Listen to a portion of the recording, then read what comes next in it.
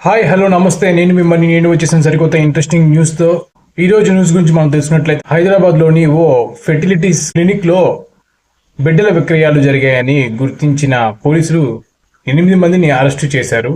ఈ క్లినిక్ ఒక తల్లి కొడుకు జంట ద్వారా నడిపించబడుతోంది.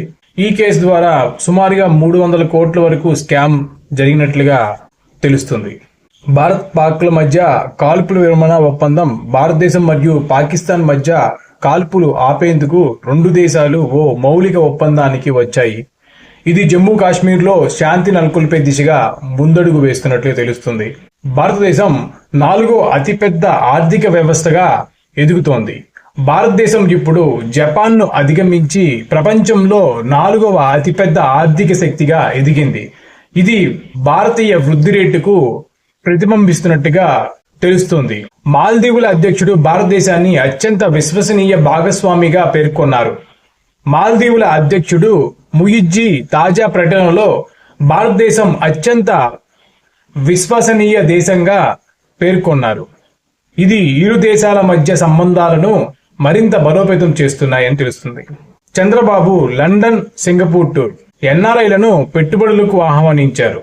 ఆంధ్రప్రదేశ్ ముఖ్యమంత్రి నారా చంద్రబాబు నాయుడు గారు ఎన్ఆర్ఐలను రాష్ట్ర అభివృద్ధిలో భాగస్వాములుగా చేరాలని పిలుపునిచ్చారు. ముఖ్యంగా క్వాంటమ్ వ్యాలీ, గ్రీన్ హైడ్రోజన్ వంటి ప్రాజెక్టుల్లో పెట్టుబడి పెట్టాలని ప్రోత్సాహం ఇచ్చారు. రష్యా చమురు దిగుమతులపై భారత్ ఘాటుగా స్పందించింది.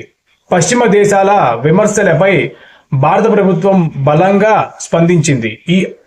మా ఆర్థిక వ్యవస్థలను స్విచ్ ఆఫ్ చేసుకోవాలా అని భారత్ రాయబారి వ్యాఖ్యానించారు.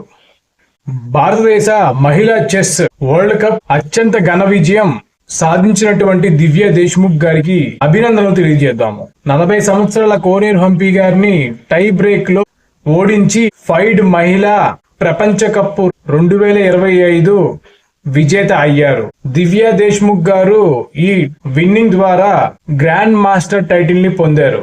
దివ్య దేశ్ముఖ్ గారి విజయాన్ని ప్రధానమంత్రి నరేంద్ర మోడీ గారు మరియు పారిశ్రామిక దిగ్గజాలు అభినందనలు తెలుపుతున్నారు. ఇలాంటి మరిన్ని ఇంట్రెస్టింగ్ న్యూస్ గురించి తెలుసుకోవాలనుకుంటే మీ మనీ అనే ఈ ఛానల్ ని సబ్స్క్రైబ్ చేయండి. Thank you for watching.